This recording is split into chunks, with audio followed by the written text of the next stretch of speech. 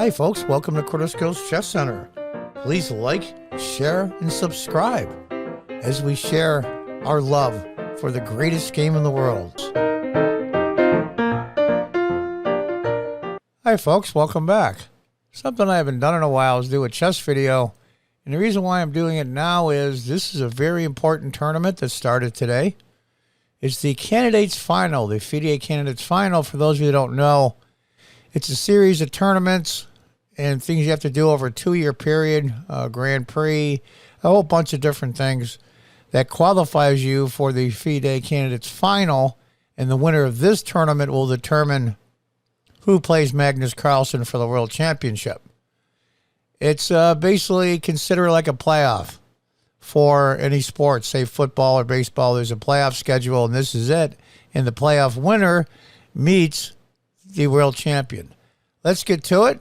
As white, Liren Ding from China, who wasn't supposed to be in the tournament, but the Karyakin, the Russian player, said something positive concerning Putin, so he was put out, and they put Ding Liren in his place. Now, Ding Liren is 2806. He's the highest rated player in the candidates. And former world championship challenger a year and a half ago or so, Ian Nepomniachtch, I'll say Nepo from now on, it's a lot shorter.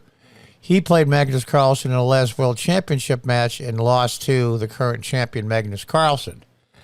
This is a really, really fascinating game. Like I said, Ding Liren is white, Nepo is black. We'll go through the openings a little bit. It's kind of a English type opening, one I'm not familiar with, but guess they are. They're world champion players. Pawn takes, queen takes. Now you don't want to play pawn takes because this pawn will now be backward. It won't have anything to protect it. You're going to have to take your pieces to manage it. So you take with a queen instead. That way all the pawns are connected and there isn't any backward pawns. Knight goes back to c2. Now it doesn't look like very much for white, but it really is. Knight f6. This is all theory that these guys have gone over with massively strong computer software programs. Knight c3 to get a tempo on the queen. The queen comes back. Well, that's interesting. And from my understand, Ding Liren as white was moving very quickly. That means sometimes you'll get into what they call your opponent's preparation, where they prepared this opening and they've done it in depth, and they know the answer before you do. That way they can take up a lot less time. Now, there is no increment here, so there's nothing to save them to add time on, and there's nothing. In other words, you get in the end, you got 2 minutes, it's 2 minutes. Queen e5. Put the queen in a good spot there. Bishop g2 to simple development. Now, what do? Do you move your knight here? Do you move him here? Or do you move him here? You don't want to move him here because it blocks in your bishop. So knight goes there. And the knight can go to a couple of squares. It can go here. It can go here. If he's here, he can strike all these squares in black's position. Castles, of course. Get your king into protection. Now, I'm not sure here. This pawn here, if he's an advantage or a disadvantage. You can't push him, but then again, white can't push the d pawn in front of the queen to let the bishop out, because if pawn takes, queen has to take, and it gets a mess with your queen in the middle of the board exposed. Let's see how it goes. Knight e3. That's a good spot for the knight. Hits a lot of key squares in black's position. Black castles. a3. He doesn't want the bishop to come here. He doesn't want this knight to be pinned or to be taken later down the road. It's a pain in the neck for him. And also on top of that, not just the bishop, probably more importantly, is the knight. He doesn't want the knight coming around, and that prevents that. Rook over is put the rook on in a semi-open file. Well, it's not open technically, but in a file where it do some good. B4. Taking up some space. Knight G4. Now, this was a move that everybody was surprised at that Nepo made. I'm looking at the computer off screen, and it likes Knight C7. And frankly, that's probably what I would have done. It also likes Bishop F8. That way, the rook is help protect the king, and at the same time, the rook gets some scope. Interesting, though, of the top four, none of them are Nepo's move. Now, he's known for making off-the-wall moves. Bishop B2, just developing the bishop. Queen H5. Well, you're threatening mate. You don't have much choice, of course. You have to go H4. Bishop F6. Protecting that E-pawn, the black E-pawn. But the thing is, though, it's now up for grabs. The white knight and the light squared bishop is attacking it. But Liren Ding, he leaves it. Queen C2. Knight takes. Now, somebody talked about taking with the F-pawn. It's a slight difference. Maybe 3/4 of a pawn, but it's a lot at this level. I would take with a D-pawn to keep my pawns connected, and that's what Ding Liren did. Bishop F5. Well, just to bring your bishop over for your king, at the same time, guard the E-pawn, which you're still going to lose. Now, you only have 2 defenders and 3 attackers, but he decided not to go for that. Bishop takes. Now, this is going to be a sacrifice you're going to see coming up here. Bishop takes, knight takes, knight here. Just trading pieces. I don't know why I didn't take with a queen.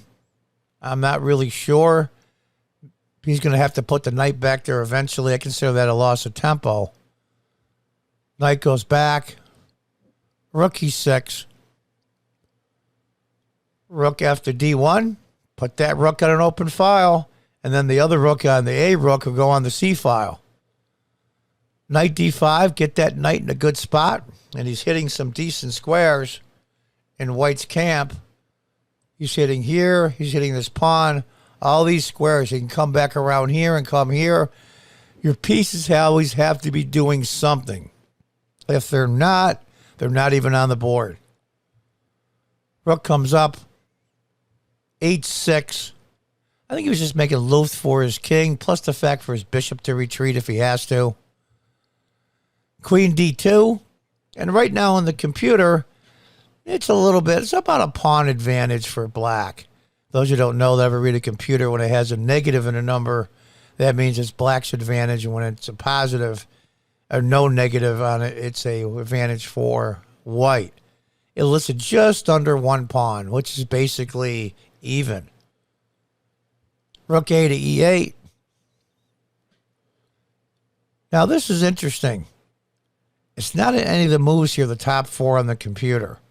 Computer likes rook C1, and so do I. That's the obvious move. Or even rook to D1 to get really a lot of power on the D file. He goes king H2. And that, I think, is a misstep. It's a waste of tempo. For those who don't know, a tempo means you waste a move. It's like giving your opponent 2 moves in a row because what you did doesn't do anything. Bishop G4, threatening the pawn on E2. And he says, okay, you can have it. Knight E5. So now white is threatening the black's B pawn. Rook to F6. He's trying to get some pieces around white's king, and it's working. Now he goes back king to G1. See what I mean? He should have never went king to H2. Now he wasted another tempo, which now comes black with G5. Usually you don't want to open up your king like that, but there's plenty of pieces around the king to help with its defense, the knight on d5, the black knight, is holding up really, really well the power that's on the d file, and there's nobody to challenge him. Knight takes pawn. Pawn takes. Knight comes back to c5. Hoping, just hoping, that he can get that e-pawn gone so he can protect himself. h3. Now, what do you do? What do you do? What would you do here, folks? This is a very critical moment. Very critical moment. Now, the computer likes knight takes e4. But be honest with you, it's already lost. The computer shows it at almost 3-point advantage, which is a full piece. It's already lost. Those two tempos that white wasted, and Ding Liren is rated over 2,800. He's one of the top players in the world. So those of you that play, don't feel bad, because these guys even make mistakes under pressure as well. But he didn't take that. What he did was he played rook takes, and that just made it worse. Now it's an 8-point advantage. The game is over. It's resignable. Pawn takes, threatening mate, next move. Rook takes check, king comes up. He's trying to save himself with f4. Queen h1 check, king f2, queen takes the rook. And black is up a piece for a pawn, a piece for 2 pawns. And the brilliant move, see if you can find it. It's a brilliant, brilliant move. See if you can stop the video. Black's next move is just pure textbook. Now, almost any move wins because you got a piece for 2 pawns and your king's being surrounded. But the fact of the matter is, it's a very, very, very good move. Stop the video if you don't want to see it. The move is bishop h3 check. Now, if the king goes to f2, then this is mate. Mate. So we'll say the king takes. And we go on a little journey here. Queen h1, king g4, h5 check. The king has to come up. Look at this king. He has to come up. Queen to h3. Threatening mate. Now you just start throwing your pieces away. Rook takes. Queen to d4 check. You're just delaying the inevitable. Block and check at the same time. Queen takes. Rook takes. It's inevitable. It's the end. Rook to e7. What else are you going to do? Check. That's just what they call a spite check. Knight takes.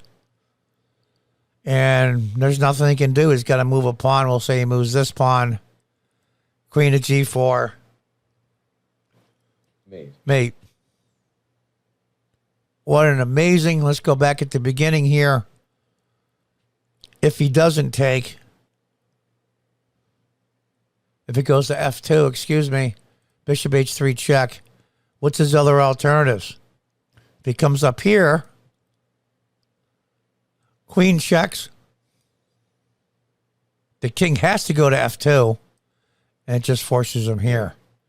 Again, it's really, really cool. And the one other thing is, like I said, if he goes to f2, this is mate as well. Mate. So he got one of the best players in the world, Nepomniachtch, a.k.a. Nepo, in a mating net. And those of you that wonder what the material is right now, it's black's got a bishop for 2 pawns. I thought this was an amazing game. I don't understand what happened to Ding Liren. He's a world-class player, and I mean that sincerely. And he wasted those 2 moves with his king. And that gives your opponent an extra move, and they call that a tempo. It's like, how would you like your opponent to have 2 moves in a row? It's really a disadvantage, and that's what he did. At this level, that's fatal. So there you are, folks. A really, really cool game. I hope you enjoyed it. Another game I'll be doing here shortly is Caruana is white, and Hikaru Nakamura, my buddy, is black. That was a hell of a game, too. So anyway, folks, here it is, round one of the FIDE Candidates Tournament 2022, the Candidates Final. And the winner will go to play Magnus Carlsen for the World Championship. It is 14 rounds and runs over 3 weeks. And until the next time, goodbye and good luck.